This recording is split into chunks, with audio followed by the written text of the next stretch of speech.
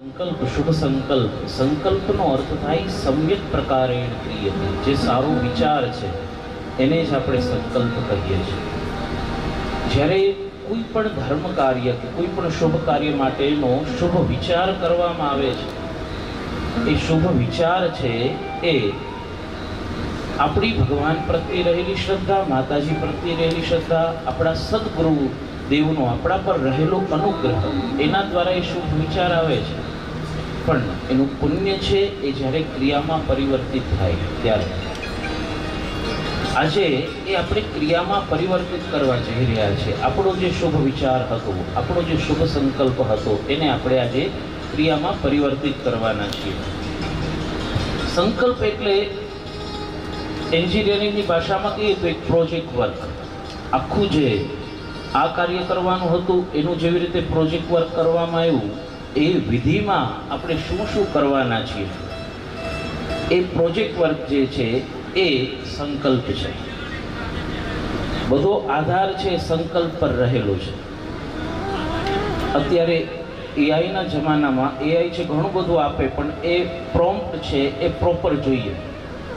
જો પ્રોપર એને પ્રોમ્પ્ટ મળે તો એ સાચું અને સારું આપે, નહીતર કંઈક અલગ પ્રકારનું એ આપણને બનાવીને આપે છે. તો એ જેમ પ્રોપર હોય અને આપણને પ્રોપર જે વસ્તુ જોઈતી હોય એવી રીતે મળે, એવી રીતે સંકલ્પ છે એના પર બધો આધાર રહેલો છે. સંકલ્પ છે એ દેશ કાલો સંકીર્ત્ય. સફળતાનો આધાર છે ને એ ટાઈમ ફેક્ટર અને પ્લેસ ફેક્ટર, આ બે વસ્તુ ઉપર આધાર રાખે છે. યોગ્ય સમય અને યોગ્ય સ્થાન. જો યોગ્ય સમય આપણા જીવનનો આપણે પારખી લઈએ અને યોગ્ય સ્થાન કોઈ સારું આપણને મળી જાય તો જીવનમાં આપણે બધી પ્રકારની સફળતા મેળવી શકીએ છીએ. શ્રીમદ ભગવદ્ ગીતા પ્રમાણે 5 વસ્તુઓ છે એ સંકલ્પ માટે અતિ મહત્વની કહી છે.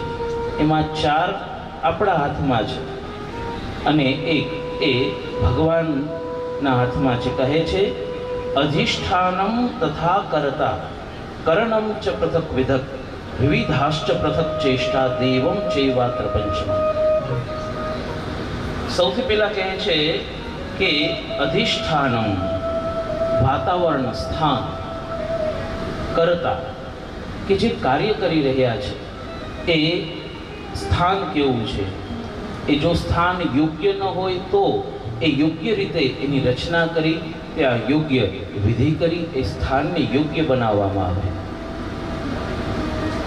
યોગ્ય યજ્ઞશાળાની રચના કરવામાં આવે, એમાં જે કંઈ જરૂરી છે એ પ્રકારનું દિશા પ્રમાણેના દેવતાઓનું આવાહન કરવામાં આવે, યોગ્ય સ્થાન કરવામાં આવે. ત્યાર પછી કહે છે કરતા, યજમાનની શ્રદ્ધા. યજમાનની આદૌ શ્રદ્ધા કહે છે કે સૌથી મહત્વનું છે ને એ શ્રદ્ધા છે. આ બધું જ પછી છે, વસ્તુઓ છે, ક્રિયા છે, એ બધું જ છે.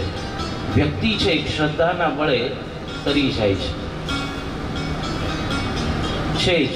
વેદ જેવું પુણ્ય છે એ ક્યાંય જ નથી. અહીંયા 4 વેદના બ્રાહ્મણો પણ છે, વેદનો પાઠ પણ થવાનો છે. પણ આપણી પાસે એવા પણ ઉદાહરણો છે કે જે માત્ર શ્રદ્ધા અને ભાવથી તરી ગયા. નરસિંહ મહેતા, મીરાબાઈ, આદો શ્રદ્ધા. નરસિંહ મહેતા છે માત્ર ભગવાનનું ભાવથી ભજન કર્યું છે, કોઈ વેદનો મંત્ર જાણતા જ નહોતા, છતાં પણ. એટલે સૌથી મહત્વની વસ્તુ આદો શ્રદ્ધા. એ શ્રદ્ધા પણ જરૂરી છે. કહે છે ત્યાર પછી કર્ણમ, સાધન સામગ્રી, ઉપકરણ એ યોગ્ય હોવા જોઈએ. જે કોઈ સાધન સામગ્રી લઈએ એ જે પ્રમાણે શાસ્ત્ર ઉક્ત કહ્યું છે એ પ્રમાણેની સાધન સામગ્રી અને ઉપકરણો હોવા જોઈએ. પછી કહે છે પૃથક ચેષ્ટા, કાર્ય કરવા માટેની પ્રયુક્તિ. આપણે જે કંઈ કાર્ય કરીએ છીએ એની જે પ્રયુક્તિ છે એ યોગ્ય હોવી જોઈએ. વૈદિક વિધિ વિધાન, શાસ્ત્ર ઉક્ત પ્રયુક્તિ છે એ હોવી જોઈએ. અને પછી કહે છે દૈવમ, કે આ 4 વસ્તુથી આપણે એકદમ બરાબર સજ્જ થયા, તૈયાર થયા. અને પછી દૈવમ, ઈશ્વર.